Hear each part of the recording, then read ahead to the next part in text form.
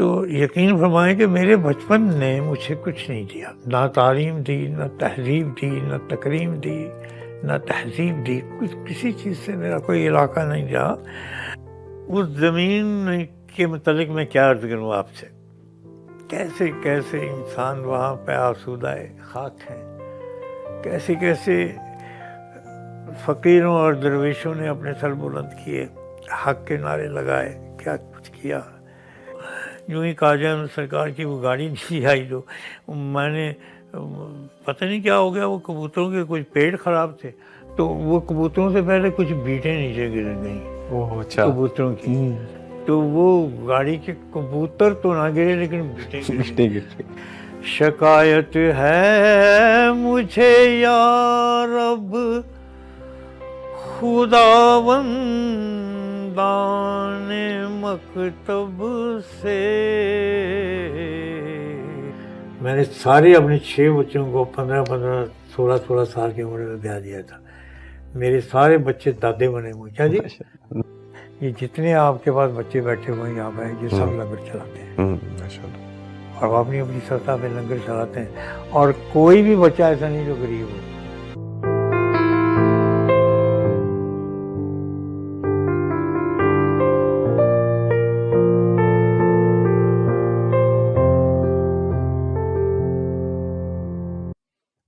بابا محمد یحییٰ خان،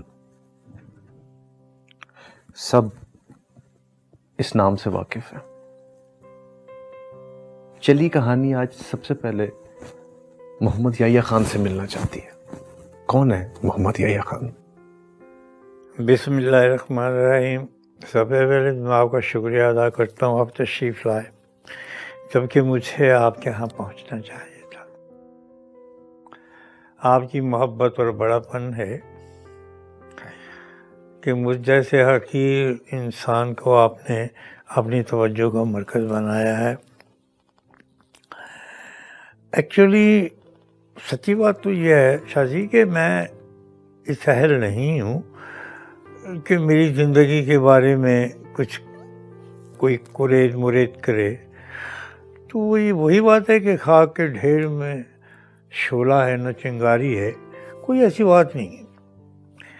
میں ایک انتہائی غریب خاندان سے تعلق رکھتا ہوں، اور اس طبقے سے تعلق رکھتا ہوں کہ جو پاکستان میں یا دنیا بھر میں عام طور پہ ہے، جن میں کوئی بڑا آدمی پیدا نہیں ہوتا، تصور تک نہیں ہوتا۔ بڑا آدمی وہی ہوتا ہے کہ جس گھر میں دانے ہوں، جس گھر میں ایک پمپ لگا ہوا ہو، ایک آدھ گائے بکری ہو، اور ان کے گھر میں کوئی درخت لگا ہو بیری کا یا جامن کا، وہ لوگ بڑے کہلاتے تھے جس دور میں پیدا ہوا۔ تو بابا تو لاحقہ ہے میرے ساتھ، میرا نام تو یحییٰ ہی مجھے کہتے تھے، محمد بھی کوئی نہیں کہتا تھا، خان بھی کوئی نہیں کہتا تھا۔ اور وہ یحییٰ لفظ بھی ایک ایسا ہے کہ جو ہر کوئی شخص اس کو ادا نہیں کر سکتا، تلفظ ہمیشہ غلط کہا جاتا ہے، کوئی یا کہتا ہے، کوئی یہ کہتا ہے، کوئی کچھ کہتا ہے، کوئی کچھ کہتا ہے۔ میں بھی سن لیتا تھا کہ میں یہ سب کچھ ہی ہوں۔ تو مجھے جو سب سے پہلا احساس ہوا اپنے ہونے کا، وہ اس وقت ہوا کہ جب وہ ایک شیر خوار بچہ سمجھ ہی نہیں سکتا اپنے وجود کو، اپنے ہونے کو، اپنے نہ ہونے کو، اس وقت مجھے پہلا احساس ہوا کہ میں بھی اس دنیا میں، اس کائنات کا ایک حقیقی ذرہ ہوں۔ تو کوئی تعلیم نہیں، کوئی مسئلہ نہیں ہے، کوئی بڑا نہیں ہے، چھوٹا نہیں ہے، وہی اپنا جو سلسلہ ہمارے غریبوں کے ہاں چلتا آتا ہے۔ تو پہلا احساس جو اپنے ہونے کا ہوا وہ تب ہوا جب مجھے علامہ صاحب کی گود میں ڈالا گیا اور کہا گیا جی یہ بچہ آپ کی دعا سے پیدا ہوا تھا، اور آپ نے دعا فرمائی تھی کہ سنت ذکریہ پہ عمل کرو، اس بچے کا نام یحییٰ تجویز پہلے ہی کر لو۔ تو وہ کارگر ہوئی، ان کی دعا کارگر ہوئی. تو جب ہم پھر آئے اس دنیا میں تو اس وقت بڑا عجیب تھا، انگریزوں کا دور تھا، دوسری جنگ عظیم. تو اس وقت جب ان کی گود میں ہوا تو ان کا ایک آپ آشوب چشم کا شکار تھے. ایک آنکھ ان کی کمزور تھی اور میری بھی ایک آنکھ کمزور ہے. یہ سوگی رہتی ہے اور یہ سیراب رہتی. تو اس سے ایک موتی گرا میرے ماتھے پہ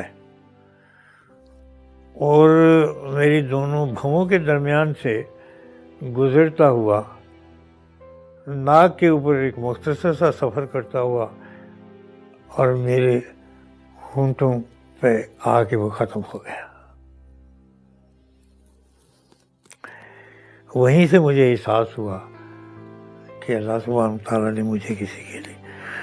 اب وہ یہ ہے کہ وہ وقت گزرا میرے ہم جولی کزن وزن سب اسکولوں وغیرہ میں جایا کرتے تھے، لیکن میں کہی کہ میں تو نہیں جاتا.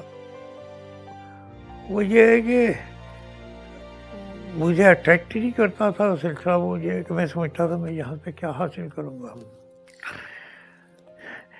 عجیب سی بات ہے، شاید مجھے اس کا ذکر کرنا اچھا نہیں لگتا، لیکن یہ ہے کہ وہ یہ کہ یوں لگتا تھا کہ جیسے میں اسکول میں گیا ہوں تو وہ ڈاکٹر، وہ جو میرا ماسٹر ہوا کرتے تھے، تو میں سمجھتا تھا کہ یہ